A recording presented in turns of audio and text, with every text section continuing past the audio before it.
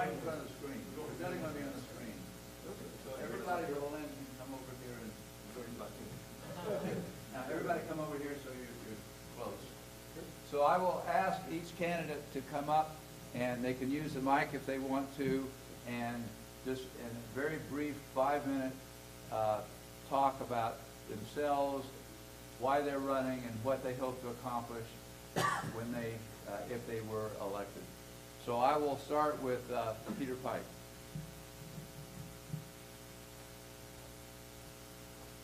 Hi, I'm Peter Pike Sloan. I'm a technical fellow at Activision, and I work in industrial research. So I work, involved in the SIGGRAPH community for a long time. I write papers and work on rendering pipelines and worked on animation and skinning in the past as well. Before Activision, I was at Microsoft Research for a long time, and ran a small group in the games division at Disney. I've been involved with SIGGRAPH for a while. My first SIGGRAPH was 1993, and I remember getting on the airplane, going to the conference, trying to understand the papers, not understanding most of them, reading the papers for the next day, as hard as I could at night, and not understanding them again. And I've gone every year since, so this is my 25th SIGGRAPH I've attended. I've attended as this struggling student. I've had several papers. I have a PhD student that actually, seen him struggle and present his papers. I've been involved. I've been a courses co-chair, papers chair for SIGGRAPH Asia, and I've been on, I think, all the juries. And I've presented in the Sketches program when that was called Sketches, the Talks program, panels, courses, everything. I was on a course this year. So I've had a long involvement with SIGGRAPH and really enjoyed working and meeting with all the different people here. I think there's lots of great things about SIGGRAPH. The Technical Papers program is the premier publication in graphics. I think that's great, but there are also challenges. So I think we need to better understand who's attending SIGGRAPH. We need to probably reach out to other communities that maybe we aren't serving as well as we could. I think that would be good. I've been involved in the small conferences, so I've been chairs of those. Some of those are struggling. SIGGRAPH sponsors and works with those. I think that's something that we can sort of keep working on and do a better job of fostering these other small conferences. And open access is something that I think is important, and we need to see how we can sort of improve the accessibility of our content to a broader audience. Thank you. Hernando.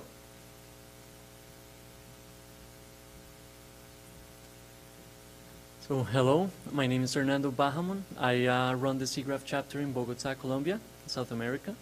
I also own a small animation studio there with clients here in the States, such as TED Ed and Sesame Workshop. And why I'm running, I love everything about SIGGRAPH.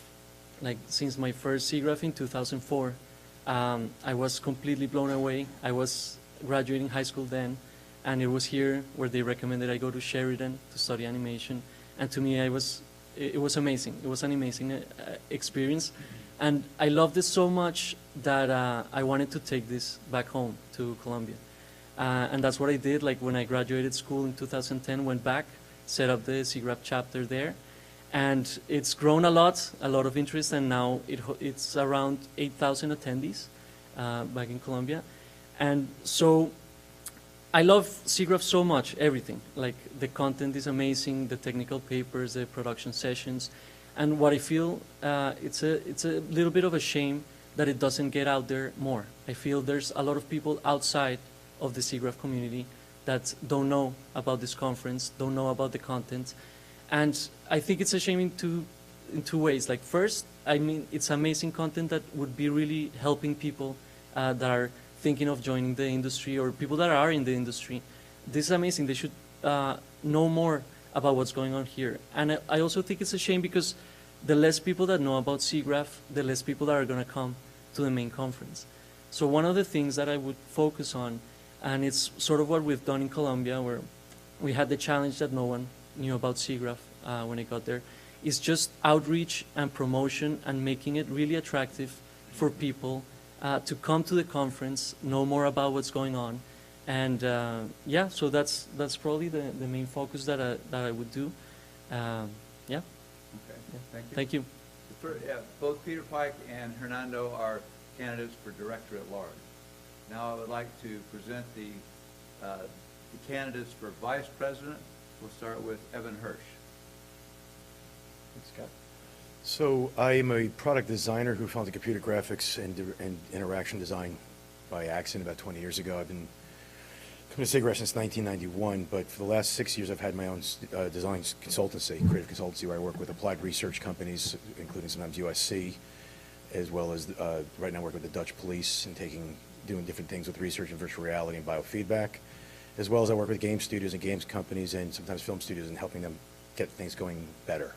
Why the company's called Engine Company 4, because we tend to put out fires within studios. And it gives me a very interesting variety of clients. I get to see what's working really well, and I can see the bleeding edge, and I see what's not working well in the bleeding edge. And so it gives me an interesting perspective. But a lot of the work I do also is how you develop programs and customers and key people. And it's interesting because my first program at SIGGRAPH I was actively involved with was starting Real Time Live, which was the games community didn't feel there was a venue here. And even though they still don't come for Real Time Live, it's become a great fun venue. And then as I got involved later on, I did the business symposium with Jill, getting that started, trying to appeal to that other demographic of people as we get a little more senior in our career. There's less content for us at the conference, but we still need to be here and want to be here. And then as I got elected to the executive committee last three years ago, I guess now, after about a year on that, we started working on things on how do we work it more effectively and how do we have better impact on what we're doing. And that's led to the work that about a year ago, we started a strategy initiative to actually have a clear strategy to deal with a lot of the questions you guys have raised, is why are not more people coming and why are we losing people? So the enabling everyone to tell their stories was the outcome that came from that group. But applying the work and having a clear vision for where we need to go and really figuring out what does that mean for us as an organization so we can bring more people in and stay this diverse group and this rich group that's leading and bleeding things on the bleeding edge, and doing that. So, and then the last thing I just started doing was we also started realizing part of our outreach, we're lacking enough women in the industry as we may have observed. So we just started the SIGGRAPH Women's Mentoring Network, which the irony of me being that person is odd. But that's the kind of things I like doing. And I'm really, again, interested in how we grow the organization. And really, it's not so much, I don't think we need to get back to the 90s where we have 35,000 people, but I still think we need to be the thought leaders in the space. And that's what I'm interested in, how we create the organization and keep leading it there. Thank you. I'm sorry? Evan Hirsch. Evan Hirsch, right. 2018, sorry. The next vice president candidate, Brian Wyville. Thanks, Scott. Hi, my name's Brian Wyville. I'm a professor at the University of Victoria in Canada, in British Columbia. I've worked in many organizations and places, including in England and New Zealand and France and Spain on various sabbaticals. And I'm particularly interested in outreach, as several of the candidates have mentioned. One of the issues that's facing SIGGRAPH, I think, is to keep up with the very rapidly changing communities. And although probably my name is associated more with the papers community than any other, I do care deeply about art and about our industrial contacts and realize that we really have to keep ourselves up to date and make SIGGRAPH as an organization appealing to these different communities. I also feel that ACM does very well as an international organization, and the same perhaps cannot be said to quite the same extent for SIGGRAPH. And in my past 4 years as SIGGRAPH Vice President, I've taken on several projects, for example, looking at the future of SIGGRAPH Asia, looking at our South American colleagues and trying to encourage more participation from South America and how can we promote that, especially in terms of the fact that our prices are very expensive for people in developing countries. ACM, in fact, offers a discount on that, and I managed to move the committee to offer a similar discount to ACM, to SIGGRAPH membership. I also feel that in the future we really have to look at how we change our outlook and our development to reach out internationally, especially to perhaps change the face of this impression that SIGGRAPH is not an international organization.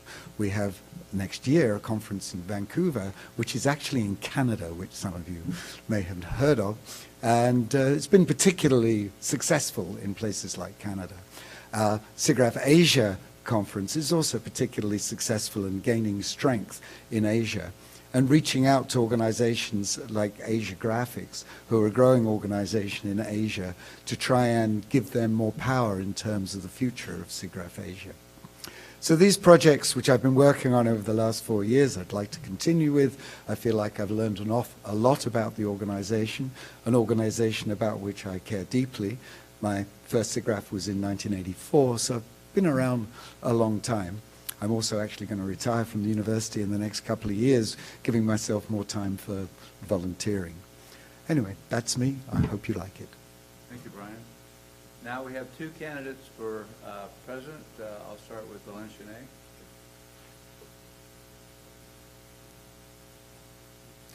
Thank you, Scott. Well, just wanted to go and present myself. As Scott said, I'm Alain Chenet. I've been a long-time volunteer at SIGGRAPH. I've been volunteering since the mid-'80s. Started off in the Paris chapter. Yes, despite this accent, I am a French citizen. And I live in Canada, so disclaimer. But what I've been doing throughout the years, I've worked on pretty much every committee except for the education committee at SIGGRAPH. Why? Because I'm no longer an educator. I gave that up many, many years ago to go into industry. I've been working in this field focused on computer graphics mainly, but also have branched out into other aspects such as big data, those types of applications more recently. Currently, I'm chief scientist at a company called TrendSpotter that does real-time predictive analytics on social networks, but still keeping my foot in the graphics field. Just recently had a paper accepted at TAG with Mashuda over there, and we were actually pretty happy to have that happen. What I care about in terms of SIGGRAPH and where it tends to go, I mean, very much like what Brian suggested, the fact that I am a French citizen and I look at our organization as an international organization has me really focusing on how can we enhance our presence in, well, outside of North America. I have served as president of the organization in the past, 15 years ago, so from 2002 to 2005. And I was the one who launched what became SIGGRAPH Asia, where we asked YT Lee, who's sitting back there, to launch a market study in Asia to be able to see if we could identify enough core volunteers in Asia to help us launch what would become SIGGRAPH Asia. SIGGRAPH Asia is now in its 10th year and doing extremely well. And I want to see more initiatives like that. You know, as Brian mentioned, we do have several initiatives underway in Latin America, and we need now to go to the next steps to see how do we put that in place, how do we reinforce our existing presence there, and build up more activities in regions that are ready for that. We had, again, under my presidency in the past, tried an effort to launch a series of conferences in Africa that didn't quite pan out. We didn't have the critical mass there at the time. It may be time soon to start looking at that again and seeing where the organization can go. One of the key places where I think that we can actually focus to make this happen is on our existing chapters program. Our chapters are the strongest in ACM. We have the largest number of chapters of any SIG. For those of you who may not be aware, we're one special interest group, that's what the SIG in SIGGRAPH stands for, amongst 36 at ACM. And we have been focusing on our chapters to make sure that we have a presence throughout the year. I mean, it's exciting when we're all here and we get to see each other, but what I'd like to do is make sure that we continue doing that all throughout the year, that we have a series of ongoing activities all over the world and all throughout the year. Thank you. Thank you, Alain. The next candidate for president, Jessica Hodgson.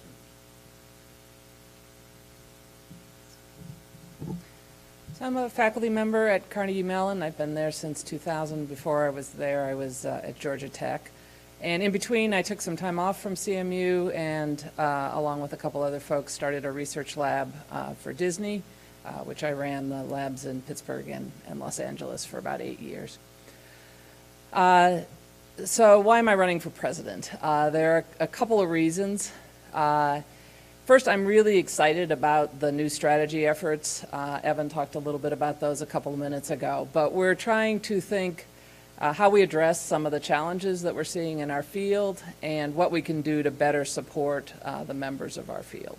So we're trying to do things at sort of two different levels. One is a very high-level strategic vision for the organization. and that's enabling everyone to tell their stories. What's different about that than what we've done before is that we're trying to broaden out the definition of everyone. So it means not just the practitioners, but also individuals who have their stories to tell. And then we're also trying to look at a much broader definition of story.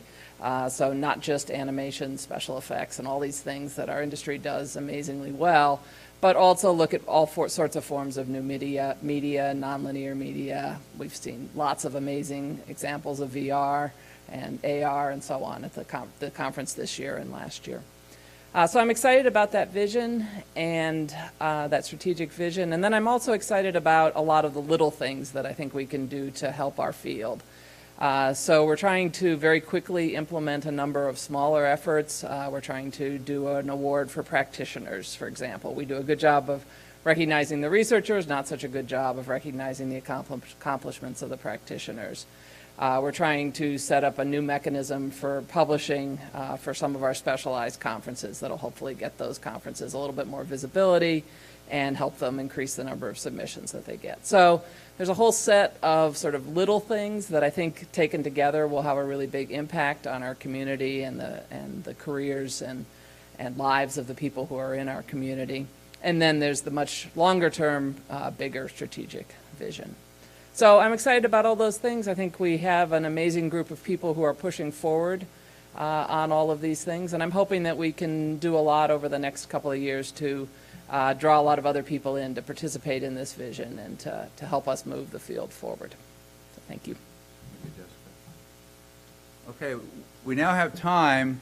If anybody wants to ask a question, please come up to the mic since we're streaming this, or Jeff will give you the mic, and ask the question on the mic.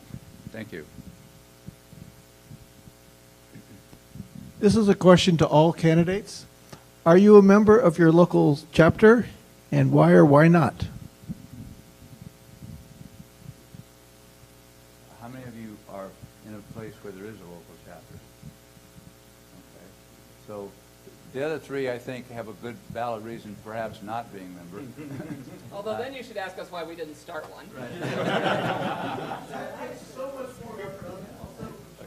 Okay, so Hernando, you want to come up and answer that briefly? Well, yeah, I started the chapter in Bogota, Colombia, back in 2009 with a group of local people from computer graphics, researchers, and people from the industry. And yeah, so I'm the director, currently the chair of the chapter. I'm a bit of an odd duck because I just moved to San Francisco 2 years ago, but I commute to Belgrade, Serbia, and I'm helping them start a new chapter there. So even though my home chapter is one, I'm actually doing more to get a new chapter going.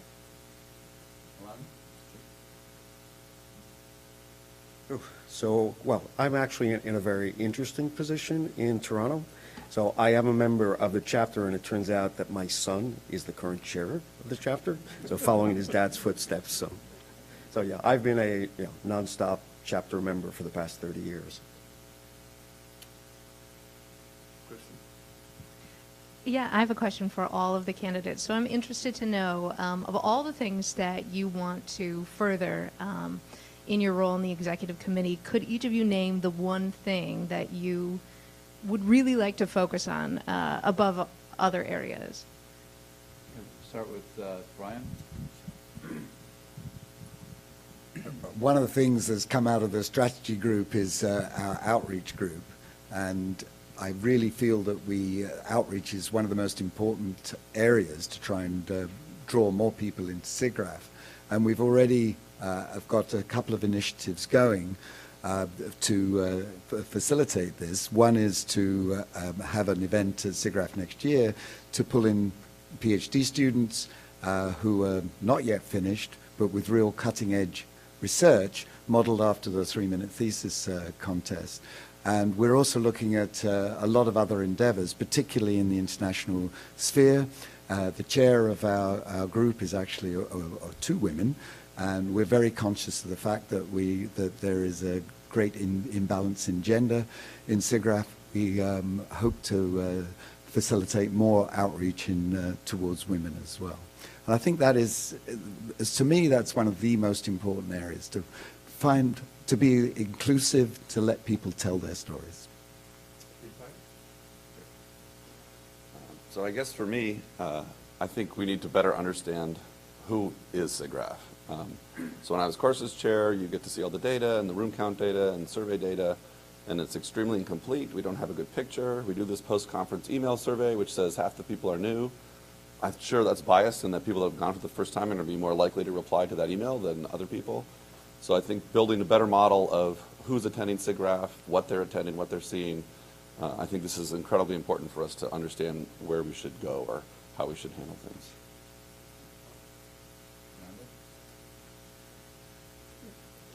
I think the one thing I would focus on would be online presence, because I think it's missing throughout the year. Like, we only get to go to SIGGRAPH just once a year, and then the rest of the year sort of you don't hear about it. And I think this content should be available like throughout the year, and I think that will translate into more people wanting to come here. And I mean, there's good examples out there, like TED, for example, the conference, which was very small, very select, with very high fees. And once they opened up their content, it became more famous and more people wanted to go there. So I think something similar could happen with SIGGRAPH. We should be the place for anyone that wants to be in computer graphics or animation or research to go to online and have a lot of resources available to them. And yeah, I think that would improve the attendance to the conference itself.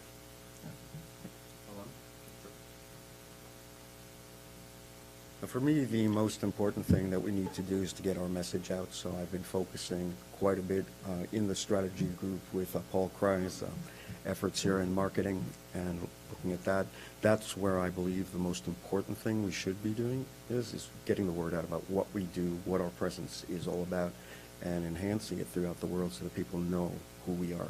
Right now, we are just about the best kept secret in terms of what we do.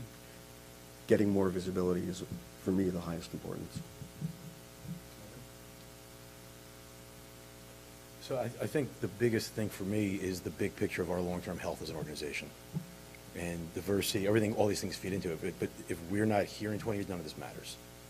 And I think to do that, we have to matter all year long. I think too much we matter the week you're doing your submission, and we matter the week you're here. And I think it's the other 50 weeks we don't matter. So I think the biggest issue for the organization is to figure out what that value is and make that value relevant to everybody all the time, and then figure out all the pieces that go into it. But we won't, we were much bigger, we're smaller. I think we're almost too small now. I think I want to get back, but it's about being relevant. And not just being relevant these 2 weeks that you're caring about SIGGRAPH, it's the other 50 weeks a year. And all these that go into, we need to get going on.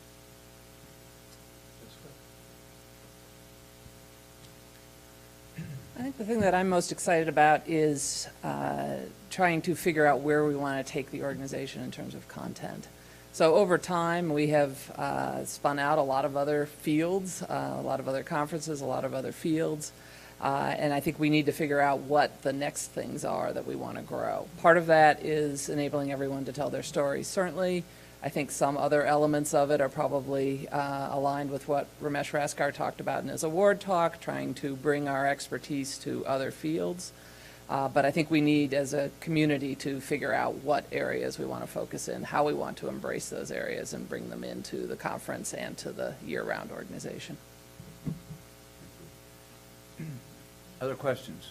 Yeah, I have a question about digital arts. Excuse me, the Digital Arts Committee is meeting right now, so as the ex-chair of Digital Arts, I'm here with representing.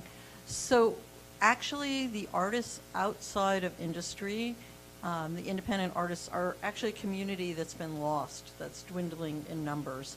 And at our open forum this week, there were a lot of people who had a lot of very good ideas that came out about how we might function better within the organization.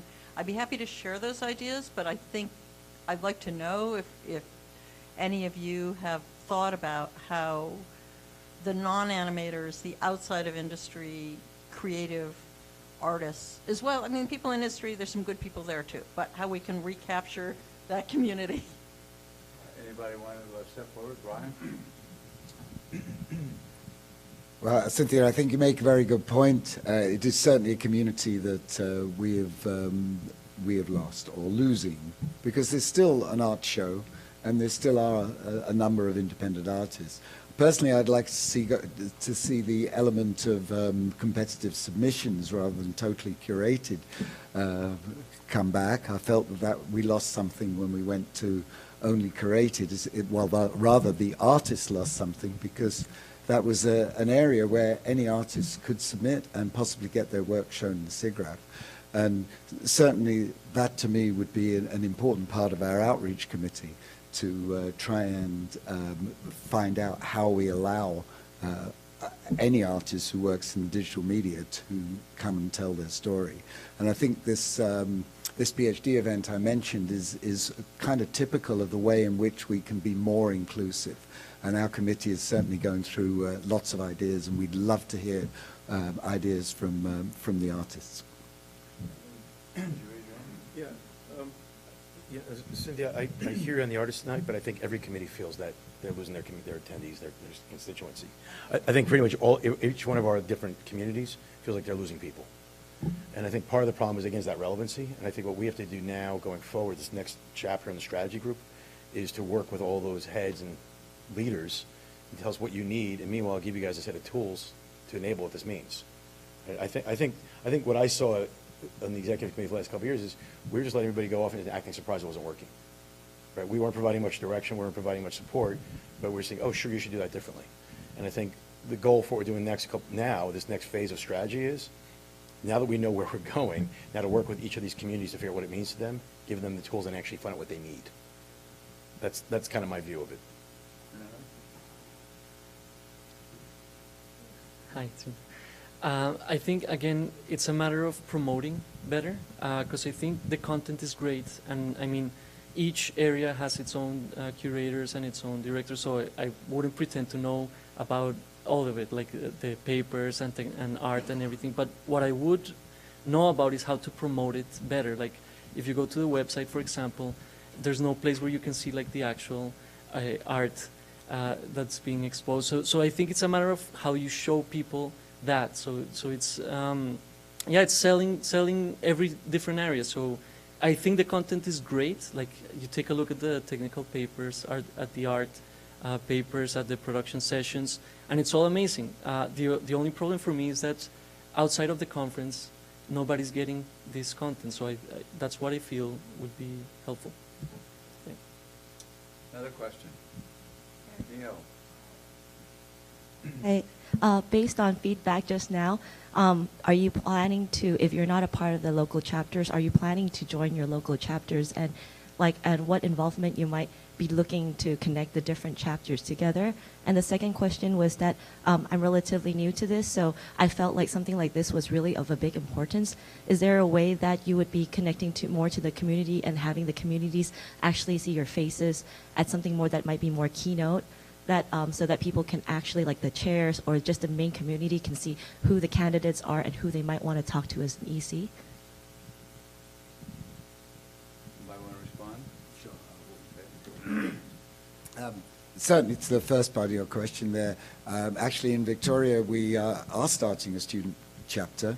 There is a chapter in Vancouver, which is not very far away. So people do participate in those chapter events. But I think a student chapter is very important. As far as getting the word out, that's certainly something that I'm very interested in, and welcoming ideas. And you, as a member of as a chair of the outreach committee, would certainly understand that the number of ideas that we generate and which one is actually going to work is very important in that area.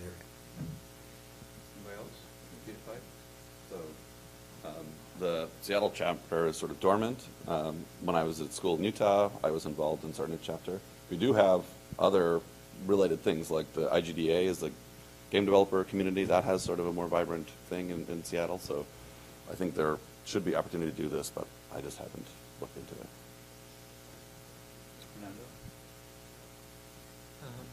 Yeah, in terms of connecting the chapters, we always have like a chapter workshop at the beginning of the SIGGRAPH, before SIGGRAPH, and I think going to be like a way for sort of not standardization, but make chapters, make tools available for the chapters to run their chapters. So, I mean, there's like more than 50 chapters, and each of them organize different events, and each of them learn the challenges, the solutions. So I think what we're trying to do is share that knowledge between the chapters, so that each chapter can grow with the knowledge of other chapters. And as for the second question, well, I guess this was the only space available to talk, but I think it's a great space. And I've been trying to talk to people around and talk to them about the plans and everything, yeah.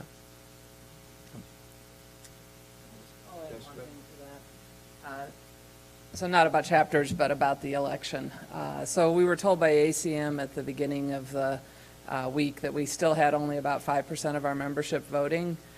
And so, we don't have a very big crowd here, obviously, but I think if everybody here could please talk to all of their friends and make sure that people do vote, because just getting 5% of our people to vote is not very good. And we should think about other mechanisms to present the candidates too, because maybe that would help with the voting. But it really is critical that we get an engaged membership and that we do get people to vote. It's a funny thing, 'cause part of me, when I heard your questions on chapters, the two questions on chapters, was, well, why aren't you guys doing more with chapters? And that's a reasonable question, but the bigger problem we have is, if we get involved in the chapters, then we're not making room for the new people to come up through the chapters, because I think the chapters is the beginning of the funnel. Right, so I think it's more about what are we doing to enable the chapters, to support the chapters, because I think we have to be really careful that we're not the chapter people. So I think more importantly is what the question should be, is what's the EC going to do to raise the chapters and better support the chapters?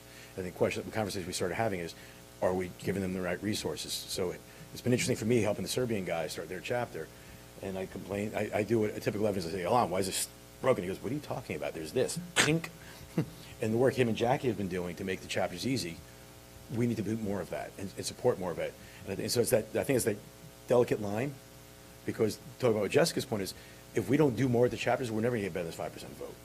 So I'm going to turn around to anybody who's in the chapter, please get everyone in your chapter to vote.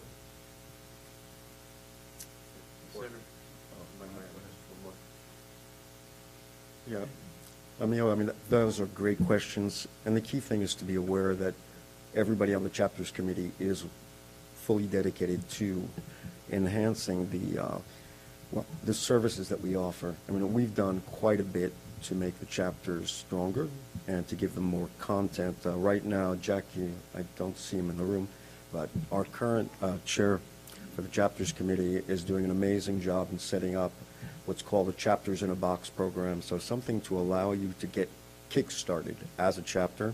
We also set up, when I was ACM president, a service called the Distinguished Speakers Program, which is a service that allows chapters. This was originally targeted at student chapters. We've since opened it up to all chapters and even groups outside of the ACM and SIG chapters, where you can get key speakers in your field to come and give a talk. If you have a sufficient number of attendees, ACM covers the travel expenses to get that person there, which is great. So you can do quite a bit of work there. There's a lot of resources, and again, this is why I focused on marketing earlier. The resources are there. We just don't do a very good job of communicating it yet, and we're working on that. We have a great team in communications doing amazing things to go and make those resources more readily available to all of our members, but there's still more to do. Again, that 5% number is scary. Another question? Joaquin Jorge. Okay, there are two things that are dear to me. As an European member, I do care about geographical diversity, and that's one of the things that really I think SIGGRAPH is viewed in many circles in Europe. That's the experience I can relate most as an American thing. So one question for the candidates is that something that you feel should be changed, and if you feel it should be changed or it should evolve in what ways do you think we, SIGGRAPH, ICM SIGGRAPH, should invest our efforts in increasing the geographical diversity?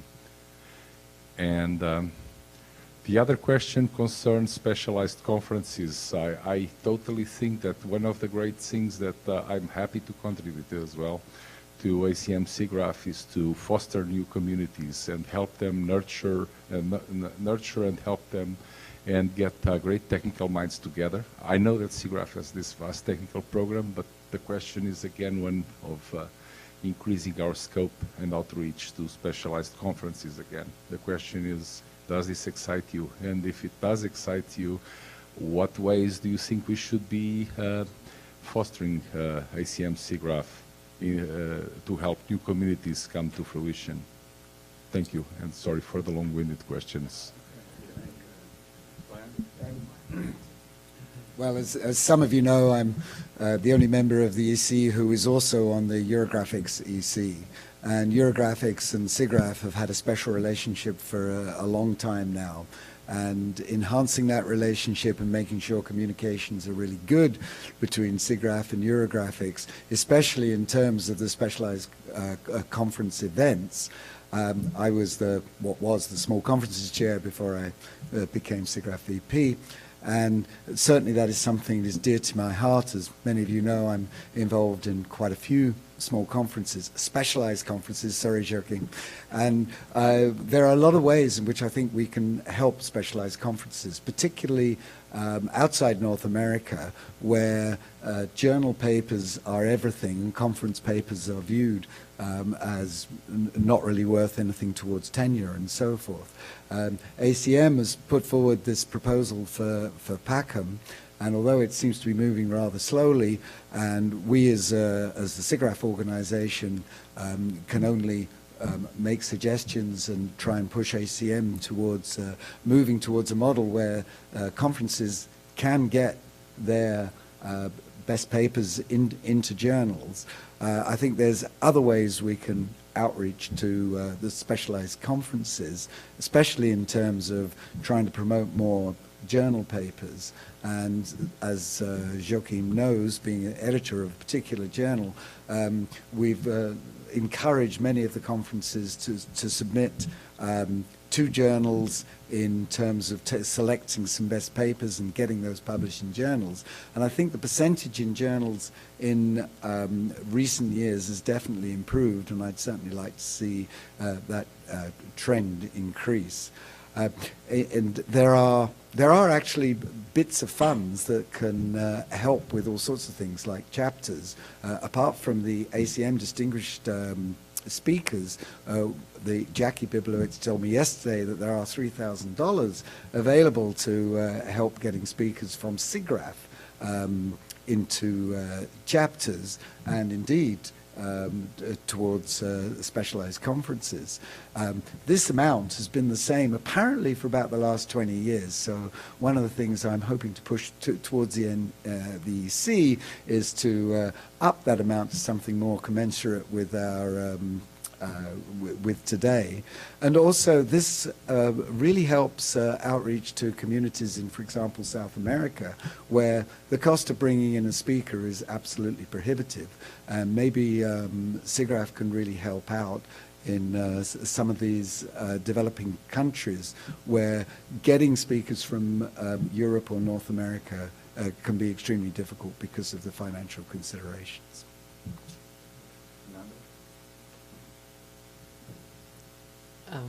Yeah, I think it's again a matter of two things. One is I think that could really help is online presence, because I think it's very difficult if you're outside of the U.S. to attend SIGGRAPH. So if you miss it, you miss everything. If we had online presence, I think the SIGGRAPH brand would get stronger all around the world, because I mean that's an advantage. You don't have to. You can post content online and it can be viewed everywhere. So we could be reaching all over the world. And I think if we make the SIGGRAPH brand stronger, that would make more people want to come here. And I think the second component I think is chapters. Like as I mentioned, each chapter has learned through the years what works, what doesn't. And if we really get the chapters together and sort of learn from each other, I think we can start building really strong events locally that will eventually make people want to come to the conference every year. So I think those two things, yeah. So I've been involved with the small conferences for a long time, in the specialized conferences. So and we're all struggling actually right now. So I was the program chair for High Performance Graphics this year, which is a joint conference every other year between SIGGRAPH and Eurographics. We're trying to, so you say, how do we get new small or specialized conferences? We're trying to grow what we're doing. So we had a talk this year from Google on some architecture for FPGAs for doing, stitching of images, and this is this traditionally hardware conference. So, this is a struggle even within the current conferences that we're trying to work with. We do work. I think this model of working with Eurographics and having conferences that alternate is a good one. SCA, and we have others of these. I3D is another one I've been involved with, and I've been general chair and papers chair, and it's going through the same struggles. So I think it's great to try and broaden the tent and bring more people in, but we also have to do that individually as things evolve in these small conferences. And just a brief comment. Everybody's talking about the SIGGRAPH conference. I realize I understand that because we're here, but don't forget SIGGRAPH Asia has about 8,000 attendees every year, and it's in the top 5 of all ACM conferences. So that's a massive conference and a massive presence in Asia. I'm sorry, Jessica, go ahead. So I think in some parts of the organization we've done a much better job of trying to be international than others. We can't fix the time zones and we can't fix the length of time that it takes to travel someplace. But, for instance, in the papers community, we've had a number of chairs from other countries than just the U.S. And I think they've brought with them many papers reviewers and papers committee members. So I think some parts of the organization and of the conference have actually done a pretty good job of trying to be international. The other question you asked was about specialized conferences. I've been involved in them like many of the other people here for a long time. I co-founded SCA back in 2002. And I think they have played a really important role for the community in bringing together the people who deeply care about a particular, more focused topic. And so I hope that we can figure out how to best support them. I've been working with Adam Bartel on the PACM proposal. I think we will eventually get it approved. And, I think it's that sort of thing is going to help a lot with those conferences. But they have been short of submissions, most of them, over the last few years. And so we have to figure out how to support them and help them remain a strong community.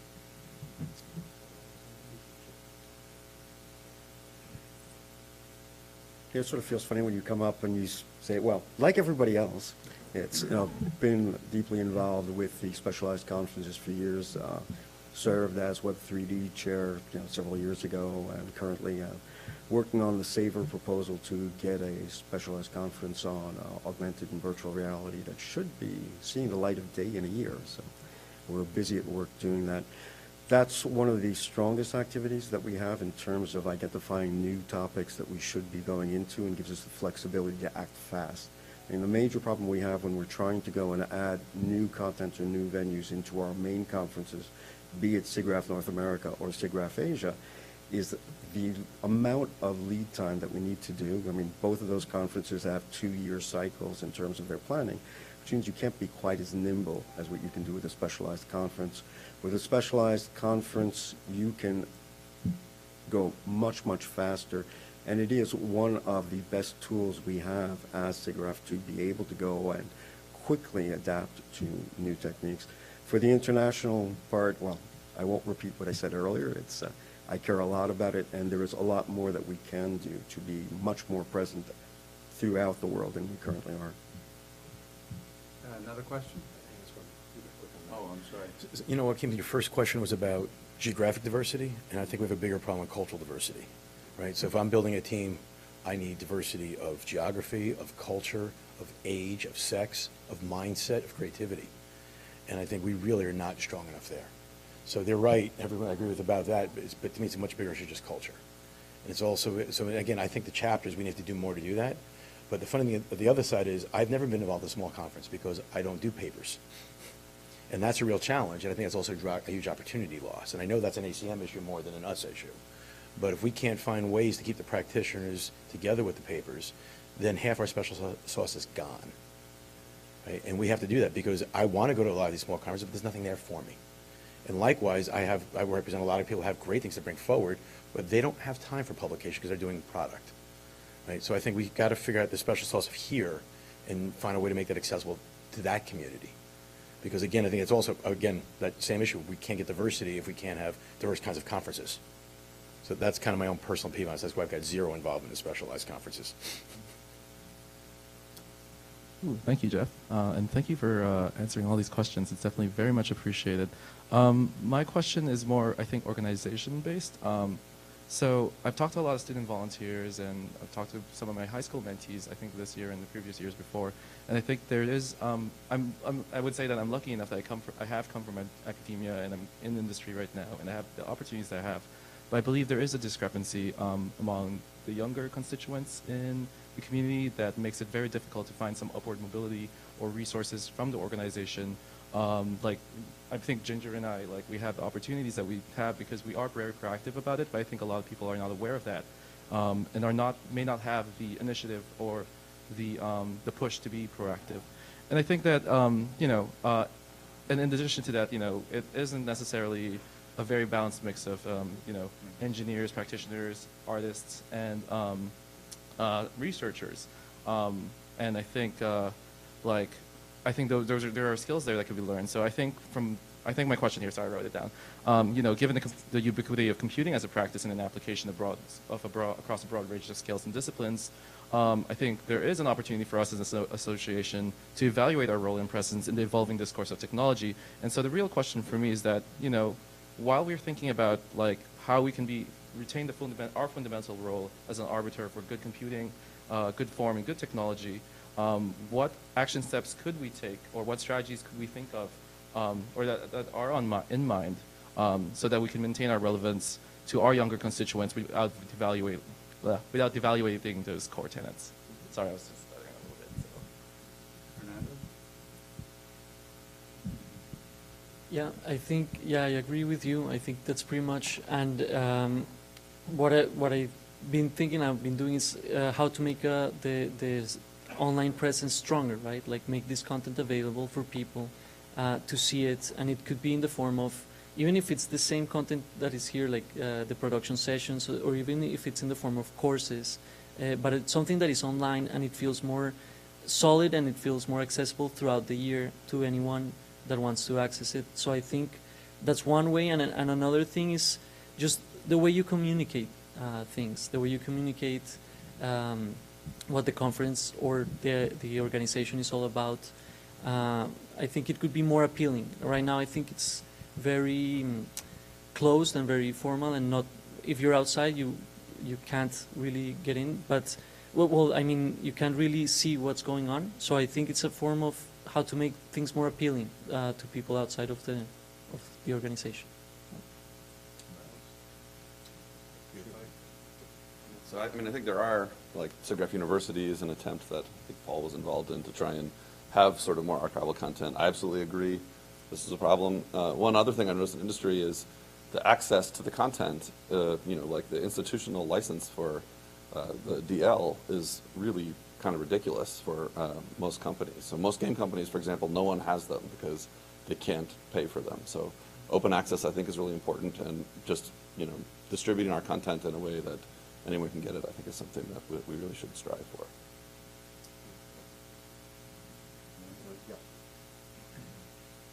Now, Juan, you raised a lot of good issues and things that we've talked about several times over the years, and looking at what we can do.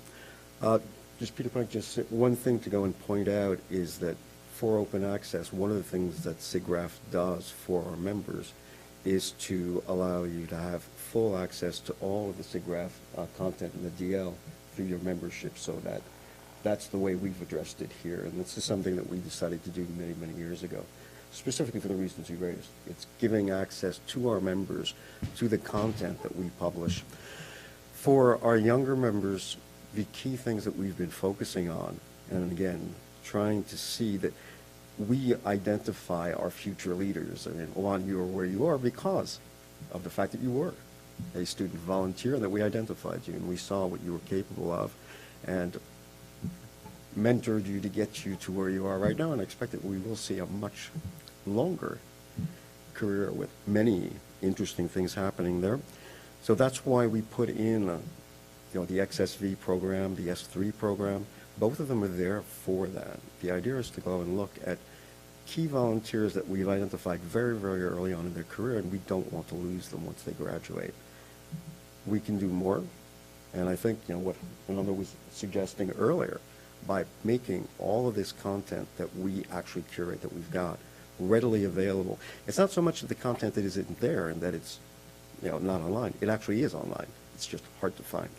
And so where we can place the highest effort is on making that content discoverable and on helping, especially our younger members, find everything that they have available to them. I mean, those of us who've been around for 30 years, yeah, we know where to find it. Nobody else does, and that's the problem. So, yep, it is an outstanding problem, and it is something where I think that, getting volunteers like you to help us do this would help us go and change this. So I think you just got volunteered. Okay, I would actually like to switch gears for a minute, and Monsieur. Okay. Sorry. Go. I can ask this one really quickly. So Evan touched on this, but I would like to call it out explicitly. We've done a great job of fostering our academic community. I think we're still the premier academic organization and conference in our field, but we may not be serving our practitioners as well, especially in non-entertainment industries. So I would like each of you to address, well, whoever wants to, please address how we could regain some of the practitioners we've lost over time and make them feel more included and provide more value to them. You like more practitioners? Sorry, just kidding. No, the live stream can't hear you if you're not on the mic. Shockingly, I was being a bit of a smart aleck, saying you like more practitioners. I mean, because if you think about the EC board, a couple years ago, it was nothing but academic and research. So I think, but that's also, I think it's a bias we have to work against. I think we don't, the practitioner award is one idea, and have more venues, and this is, we have to figure out how to change the structure. But our bias is towards research and papers. And I think what we used to be better at is being more better balanced. So. I want to just add one thing to that, which actually goes back to the last question as well. I think we need to be doing a much better job of supporting people throughout their career. And in academia, it's almost easy, right? It may be hard to get tenure, but you know what the path is. You know what you're supposed to do, more or less, at every stage along the way. And I think for the practitioners, their careers are much more varied and change over time in much more dramatic ways, perhaps, than they do for academics. And I think that's a place where SIGGRAPH as an organization really hasn't stepped up. And to some extent, ACM hasn't stepped up enough either to try and support people, figuring out how to get into the industry, but then also how to make a path and a successful career and a life through all those different changes of the industry that happen over everybody's career. Another question back there? So you talked about outreach, which is great, but I'd like to talk about inreach. When I registered for SIGGRAPH, I was presented with avatar selection where all the women were educators and artists, and the only black person was listed as a noob. I have been to so many all-male panels this time that it's a little distressing to me. That makes me think there's either a content selection bias or a different kind of selection bias. So Grace Hopper has a great institution transformation track. So how can we transform the institution of SIGGRAPH to make it a place where women want to be? No, that's a very good point that you raised. I mean, Evan has already talked about what he's been doing on the EC for this. Several of us have been focusing on this to go and get this to work. I'm not sure if you know Aruki Opashada, who's our member of the ACMW and serves as a liaison between ACMW and SIGGRAPH. This is very new. This actually happened several weeks ago, just to give you an idea as to how this is happening. the change is underway, and as you pointed out, we still have a long ways to go, but we are working on it, and we are making all of the selection processes that we have in place aware of what they should be looking at and where we should be doing. I mean, just to give you an idea, one of the things that we did in working with ACMW when I was ACM president was I would refuse to go and speak on any panel where there was only men. And it made a very, very simple way of making a point and just saying that, I'm sorry, this panel doesn't represent our community. And typically that would change very quickly. But the idea is it's getting these biases changed is an ongoing effort. It doesn't happen overnight. It takes a lot of effort. We really have to go and keep pointing it out, which is what we need to do. And we are actually doing it. We're not very far along on that path. We still have a long ways to go.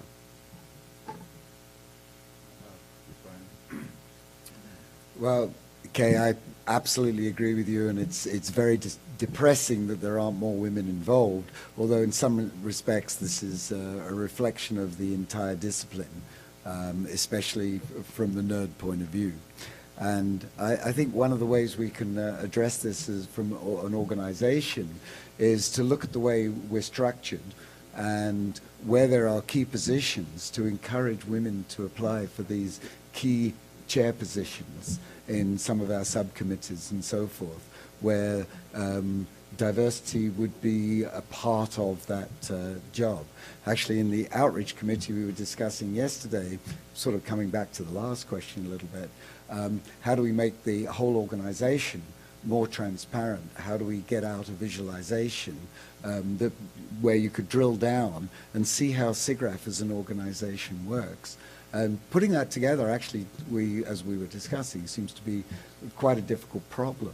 But in fact, it actually is quite complex. There are lots of subcommittees, and you drill down further and further, you find that there's only this team that is actually elected, and more or less everything else comes from volunteer appointments. And so making sure that we are very aware that we need to equalize the gender balance in those subcommittees, I think would help enormously. So I guess as the only woman standing up here, I need to say something. So I have a couple of thoughts. One is I actually am very optimistic about the future. So Carnegie Mellon has gotten its undergrad major to 49.4%. So we're not quite at 50, but we're really close. And we're not the only ones, right? So we're not just an outlier. So, you know, there's this wave of folks coming where at least gender isn't going to be on the technical side isn't going to be as much of an issue as it has been for me in most of my career. I've been on tons of panels where I'm the only woman. And the other thing is we are doing a governance subcommittee, and in that we're rethinking how our elections work and a lot of other things. But one of the things that's come up there is it's probably time for us to do a diversity chair as one of our standing committees. So, you know, we haven't discussed this fully in the EC yet, and it's certainly not approved, but I do think that it's about time that we have one person who's focusing on this and can really make an impact. This is something that SIGCHI has done, and so I think there's that and other things that we can borrow from them, because they do a better job on accessibility and they do a better job on gender balance as well. So I'm optimistic going forward, at least. Okay, we'll have one last question from Mashuda.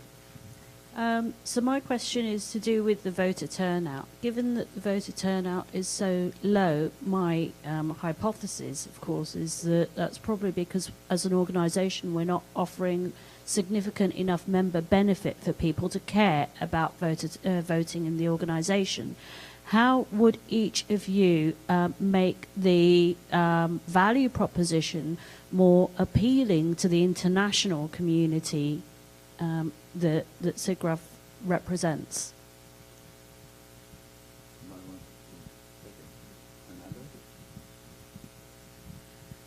Yeah, I feel I'm repeating a bit, but I think it's about the online presence. It has to do with all this, like making it more attractive to vote I mean, it should be in the first page of the SIGGRAPH conference website, because I think the main problem is that a lot of people think of SIGGRAPH just as a conference.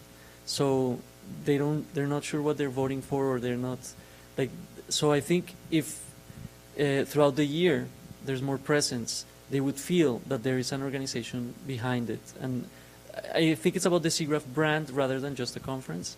If we make this stronger, I think people would participate more in the overall organization. You know, you said international, but it's a global SIGGRAPH problem. And if I think of SIGGRAPH.org as this piece here, we don't exist in most people's minds because we just don't. So that's the point. If we don't do the strategic work and do the outreach work and do all these things, and by all means, it's going to be most visible in online presence. But if we don't have things that are useful, if we don't have things that you care about on a regular basis throughout the year, we have no business being in the first place. So we have to fix that. And then I'd like to think if we do that, we matter more. Then we start educating people why there even is an election. Because I don't think anybody, it even occurs as an election in the building, even though we've been putting the posters up. The thing is, we don't matter enough. That's our own failure as a leadership body. So I think that's what we're fixing going forward already. Independent of this election, I'm very optimistic it happens independently.